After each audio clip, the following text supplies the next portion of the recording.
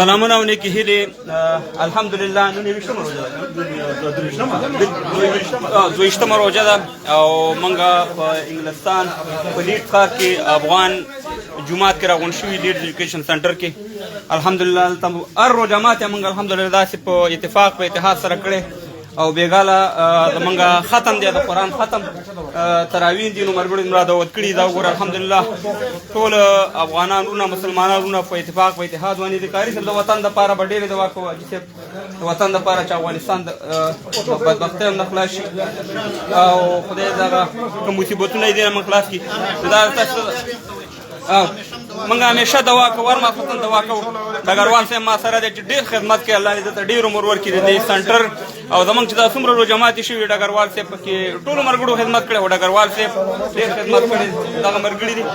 او دا تاسې وګورئ داسې الحمدلله ټول سلامونه هم کوي ټوله دنیا هم ګوري ورونو ټوله دنیا هم ګوري او روژه ماتې ته ناست الحمدلله خو د وطن ډېر غم دی د وطن دغه یو هم د وطن نه بس زړه یې هلته دی ډوډۍ دلته خوري زړونه یې هلته دي کوټه کې هم خلک دي که نه ښه لاړ شم نو دا مې په دې خاطر راته وکړه چې موږ الحمدلله دلته د خپلو افغانانو په اتفاق اتحاد دی هر روژه ماتې هم په شریکه واني او دلته وګورئ دلته هم څه ملګري ناست دي دلته دي سلامونه په ټوله دنیا هم ګوري اشنا او د روژه ماتې بېګاله انشاءالله د ختم شپه هم ده او د قرآن ختم هم دی سلامونه به ټول ملګري تاسو ته کوي مننه نو همدغومره زما لایف و مونږ زه به هم ډوډۍ وخورم چا ته حاجي صاحب ممتازه حاجي صاحب ممتازه سپیشل مسیج ټوله دنیا دې ګوري بس خدای پاک دې افغانستان کې امن راولي او پاک پروردګار دې دا بدبختي دې موږ نه ایسته کړي او دا سنټر د خدای پاک دې موږ جوړ کړي او دا مسجد د خدای آباد بس په دې افغانان ورونو په دې جومات کې چا لږه منډه واله کې ډېره منډه واله که ما لږه واله کې ډېره مې واله خو زه د ژوند اصل دلته ګڼم چې دلته مې په دې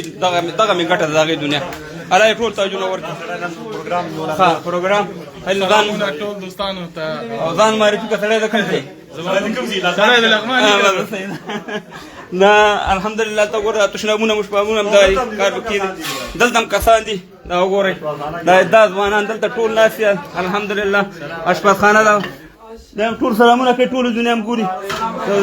ټول ملګري دلته دا خدمت هم کوي او روژه هم ماتوي او ډېره یعنې خوشحالۍ فضا ده الله دې ټولو ته اجرونه ورکړي مننه بس سلام کوئ زه به ډوډۍ وخورم دعا کوئ چې بېګاله زموږ د ختم شپه ده تراویم دي د رښتمه ښه وخت ولري ښه روژه الله دې په ګران افغانستان کې امن سوله او یووالی راولي ټول مسلمانانو ته دعا کوو په افغانستان ته به یې ډېر کوو چې 4 کاله مننه سلامونه کوئ